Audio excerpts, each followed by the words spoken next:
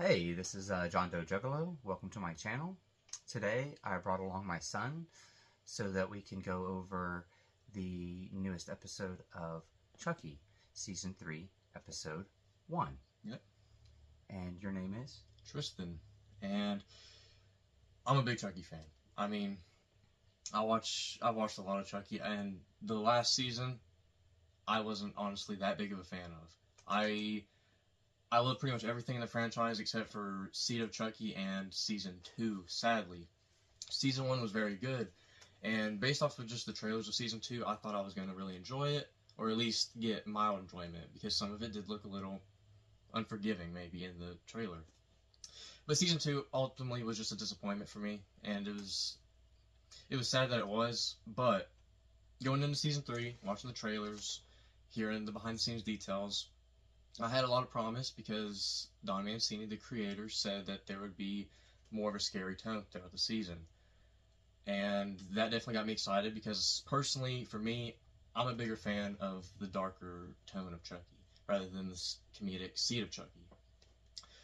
But this first episode of Season 3, I actually really did enjoy it. I thought it was really good. Some early reviews have said not, but I disagree. I thought it was a really good, strong first episode. I thought coming out of the gate for a season premiere, it was really strong as well. And this is coming from someone that did enjoy Season 2. I had a lot of fun with Season 2. I thought some of the meta stuff was kind of funny. Which I'm not a fan of. Yeah, but I like the comedic side of Chucky as well. Like, I don't mind Seed of Chucky. It is the worst one of them, but I've seen worse movies that are trying to pass off as horror. So, and that's fair. That's fair. I just fell in love with the scarier Chucky. The very first Chucky movie I ever watched was Curse of Chucky, which, in my opinion, I think is the darkest one. So that was the first Chucky I ever watched. That's just the Chucky I grew up with. That's a Chucky I know more. So the more campy and goofy and comedic stuff just doesn't land for me that well, and I just think it's played off kind of poorly. And I think whenever we do more comedic stuff like that, I think the writing is at a fault as well. But with Season 3, we have the trio returning from the past two seasons, and they come back. Speaking of, how do you like where they're at now? That is the one problem I kind of have going into the new season. Their utilization of the episode is fine. I just think it is time to leave them behind. Now, to be fair, I do think the reasoning for being in the season with, like in the last season, the finale with Caroline going off with Tiffany to New York, I think it makes sense why they're in this season, because they have to go get Caroline. Yeah, because, like, where is she at? We don't really know. Yeah. We just know that she's been whisked away. Yeah. But, yeah, it makes sense. It makes sense why they're in the season. I personally think they're getting slightly stale and maybe a little bit played out, but I could understand that. I could see where it's time to move on from the main three cast. Every season is like 3 movies in one anyways, in terms of length and amount of story. Yeah. So these kids have technically been through like 6 movies worth of like content and story and drive. It might be time to go ahead and move on from them. I mean, what else is there left to tell? They're already orphans. They're already set up to be the next Andy and Kyle in terms of if they want to reboot Chucky again or bring it back again in 15 more years, they can be in those positions. So they've already kind of set that up. I think it'd be time to move on to a new set of kids and a new terror. Yeah. I definitely agree with that. Like I said, that was probably my only problem going into the season. But in the episode, they're utilized fine. They don't do too much. They do some jump cuts between what is happening with Chucky and the White House, which we'll get into in a minute. But I think everything that they were in for the episode was fine. Yeah, I liked how it brought the kids back to a more realistic world and setting. Like, they have to take care of their schoolwork and make sure that they're still doing the things that they're supposed to be doing at that age anyways. Now that it's been, a year, I guess, since all of that happened in the last season? Yeah. Maybe. I don't know. They don't really say how long of a jump it is between season 2 and 3, do they? No, they just, whenever they refer to the events of season 2, they just say, like, last Christmas Eve. They don't refer to it as, like, last year, like a year ago this happened. And there's no holiday in this episode, so we don't have a way to really time it in conjuncture. So, yeah. But we would say it's at least 6 months after. Yeah. At this point. And if it's schoolwork, then maybe not summertime, possibly the following fall, is what I'm thinking. Yeah, it could be something like that. Or it even could be right after Christmas, but I don't think so. I think there's a little bit of a time gap there. Yeah, because for sure. We have to figure out how Chucky's got where he's got. Yeah, and where Tiffany is and where Caroline is from the last season. And that's the one interesting thing they did in this episode was instead of using the first episode to catch us up to speed, they just brought us straight to the action. Chucky's in the White House. This is what's happening. Which brings my point at least, to the new cast, which is the first family in the White House. You got Devon Sawa returning for his technically 4th role because he played the twins in season 1, and he played the priest in season 2. And I'm glad that they've brought him back and found him another good role. I feel like he's going to be a nice, good pinnacle part of the season. Yeah. And I like Devon Sawa. I think it's good that they're making him the showrunner, because really he's the showrunner in terms of a known name. Yeah. Outside of the regular Chucky cast of Jennifer Tilly and Brad Dourif. Yeah. So it's nice that they brought in somebody else, because I've always liked what he's brought to the table in terms of like horror genre actor. Mm-hmm. So I'm glad they brought someone like Devon Sawa in, and they keep giving him good parts. He was probably my favorite part of season 2, being the priest. Yeah, for sure. And his kill was probably my favorite kill in season 2, or his death. Yeah, like, not really kill, I guess. His death was my favorite death in season 2, anyways. Yeah. So I'm glad that they brought him back, and I wonder how they're gonna up the ante with his character this season. Yeah, being the president and whatnot. But I am happy they brought Devon Sawa back. I was a little skeptical. Like, season 2, I was like, okay, that's kind of cool. They're bringing him back to play the priest. That's fine. In season 3, I was like, okay, are we playing this out too much now? Is this just a joke? But with this first episode, at least so far, Devon Sawa's got a lot of range in terms of, like, he's not just playing the same character over and over. Yeah, he's a good actor. He's a good actor. Yeah, he's definitely got a lot of range. If you don't binge watch the episodes so much and you're not very keen with actors in general, you're just a casual Chucky watcher, you may not even realize it's the same actor playing those different characters. If you actually watch it week to week on TV, there's enough gaps between each seasons that you could mistake that he's a whole new character and a new actor in that role. He's a good enough actor that he pulls it off well. Yeah, he does a really good job at playing the different characters, and I think he's given good material through the writing.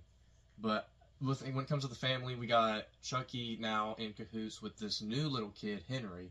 As we see in the opening scene, it kind of just jumps you in. He immediately starts off with the little kid. He goes into the closet. And something else I liked about the season, but we'll get into it in a minute, is the tone. And I feel like it's the foundation of it is right in the opening scene.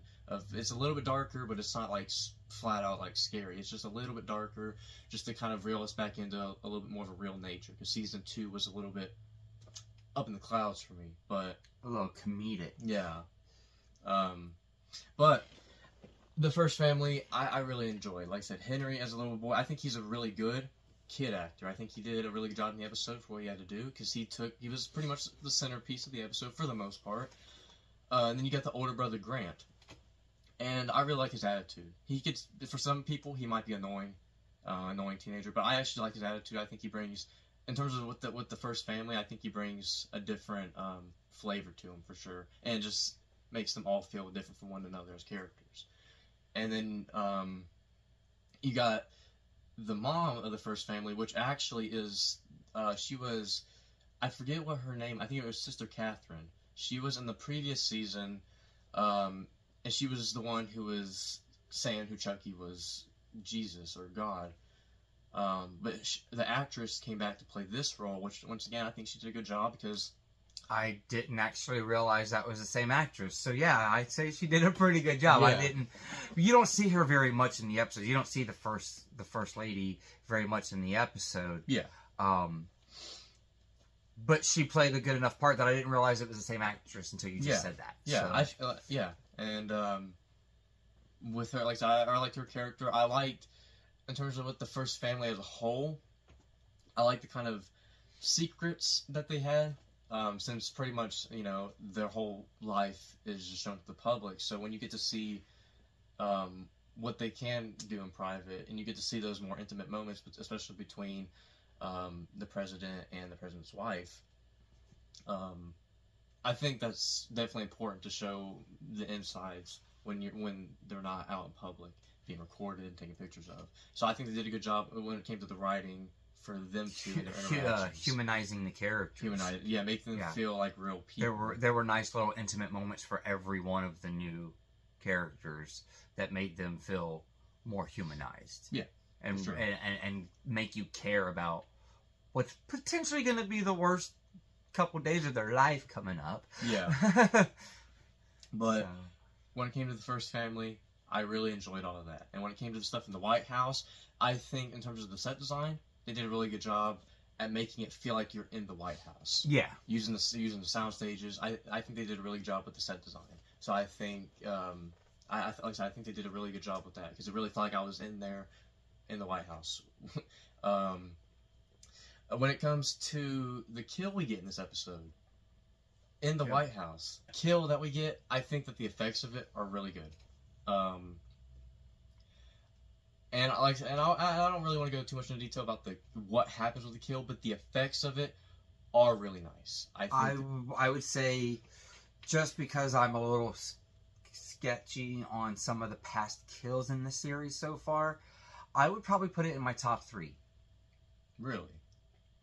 The effects, they did really good making it look real. Yeah, making it look like a real.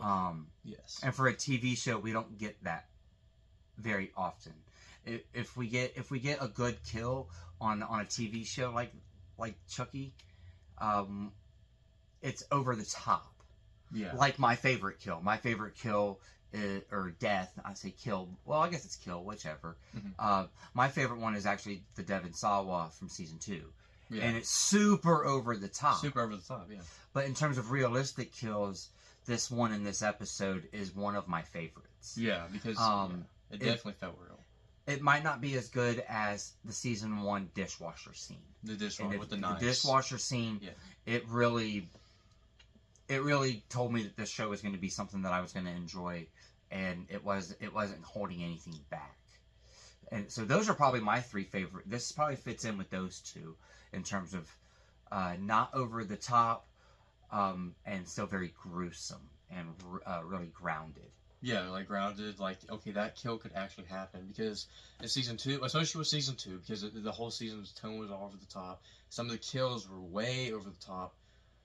Even just the way the effects, while they look good, they look cartoonish in some fashions with season 2. But the kill in this episode, like I said, the effects were amazing. I thought they looked really good, and with like I said, with just all the gore, it all looked really good. I really liked that whole scene, and that was a really good.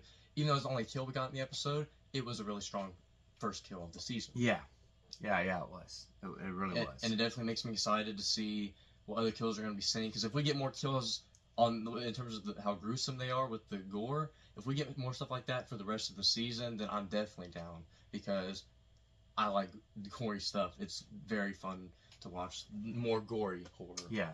I really hope that they continue the pacing. The pacing of this episode was really well. It kept me right on point and being interested the whole time. Like, just as the character building seemed like it was getting close to being done, it was done. And it was on to the next part of the story and the next character. And they had to build up 4 new characters this episode that I think are going to be mainstays this season. Yeah. And I never felt like they hung to one character too long or one scene too long. Everything seemed to go really well. And I watched it on Peacock with commercials this time. And the placements of the commercials seemed to be what it probably was on TV. They did a really good job of commercial placement too, if that's something that that you worry about when you go to watch it, or if you're watching it on traditional TV. I feel like they built the episode around knowing when they were going to have those breaks, because there were perfect spots for those. Yeah. And it worked out well. I cannot complain about that one bit whatsoever. It kept me interested the whole. Oh, this episode was 51 minutes. It came in pretty long for a season premiere. Yeah. All last season, I think the episodes were like 47 minutes or so. So. Yeah. But the pacing was really good, and it has me excited for what they're going to bring to the table this season. Yeah, me too, for sure. I like I said, I was invested the whole time, and the whole time I pretty much had like a big smile on my face, because this is the type of Chucky that I want pretty much every time we get a new iteration of Chucky, a new sequel. So it just made me happy, because it pulled me back in, it reeled me back in. Season 2 kind of left me on shaky grounds, but Season 3 is pulling me back in. Now, I don't want to get my expectations too high, but I just will say, if you're a fan of more of the grounded, serious Chucky, you're probably really going to at least enjoy this first episode, because so far, that's really just what we're getting, is grounded Chucky. Yeah. But the last thing that I personally want to touch on is, like I said, I was just talking about this, but the tone. Throughout the entire episode, like I said, it kind of had some Curse of Chucky, Cult of Chucky vibes in terms of that era of Chucky, but it also was just getting some more of the comedic elements too. And I feel like that's when Chucky is the best. Definitively the best is when he has the horror, but he can also pull in the comedy. Yeah. And sprinkle it in. I don't like when the comedy overtakes it. The one-liners during the nice horror part. Like one of my favorite lines, one of my favorite lines of dialogue in the whole episode was with the trio, and Chucky was sending them all text messages. And then on Devin's phone, since he has nothing to say to Devin, he just says, F you, Devin. And that was one of the funniest. Yeah. That was one of my favorite lines. He was like, I don't have anything to say to you, but I got something to say to you. I can still give you a little something. Yeah, just because. Just giving him the middle finger just because. And I think that piece of comedy definitely landed for me. And what I think was funny about that, I might be wrong, but that's the only time I recall there actually being an F-bomb in the episode. And, they get as many, 10 or something like that? Yeah. And I like that they used it for the comedic part there. And I think that was the only time they even dropped one. I could be wrong. There might be more. There might have been a few more, but it was tame. It was very tame in that fashion. Like, they didn't just use it to use it. Yeah. But that was a good joke. It was very effective. Yeah. The only other thing that I want to touch on was the ending of the episode. Nothing spoiler-ish at all whatsoever, because I'm not going to talk about anything like that. The camera work, the way that they shot the final scene of the episode was cinematic magic. I liked it. I liked it a lot. It felt like something that would be in a movie and not a TV show. Yeah. Just the way they cut that camera, and then they did the full 360 around them, and they were doing the zoom. It all worked perfect. It was like the perfect zoom at the perfect twist. Great cinematography on that closing shot. That was just something that as I was watching it, and then the credits popped up, I said, well, that's something that I really liked about this episode was the cinematography. Yeah, I think they did a really good job throughout the entire episode with it, but especially that final scene. That final scene was like the cherry on top of the already delicious sundae that we had. Yeah, it was the icing on the cake, if you would. I liked it. I really liked the cinematography in this whole episode. And there were some other scenes in it too that heavily used some very specific cinematography, but won't get into it. But you will see, if you've already watched the episode, you would know what I'm talking about. But the cinematography throughout the entire episode I thought was great. And I think the way they used it at the end, like he was just talking about, was a great way to end the episode. Yeah. And when it comes to the cinematography, it was a great way to close it down and say, okay, that's our premiere episode. But overall, I really enjoyed episode 1, and it's got me excited for what's to come for the rest of the season. All right. So we really haven't talked about how we were going to really rate things. We just wanted to kind of give reviews and thoughts. But I think we're going to go with a thumb system on this one, and we'll just see kind of how that goes for us in the future. But for this episode, I'm giving it 2 thumbs up. And I'll also be giving it 2 thumbs up. Amazing job from writing, directing, cinematography, effects, all around. Really enjoyed it, and this is the type of Chucky that I love, and I'm very excited to see for the rest of the season, if they stay on that track that they did in this first episode, and I hope they do. But overall, I really enjoyed it, and that's pretty much all I have to say about the season opener. Me too. Yeah, it was really good. I really enjoyed it. It just hit that like and subscribe button for us down there. We're probably gonna try to do this for this whole season. Granted, the whole season's only 4 episodes right now. Yeah. But that gives us a little something to work towards and look forward to. Yeah. If you watched all the way through this, we thank you very much, and we'll see you on the next one. Bye.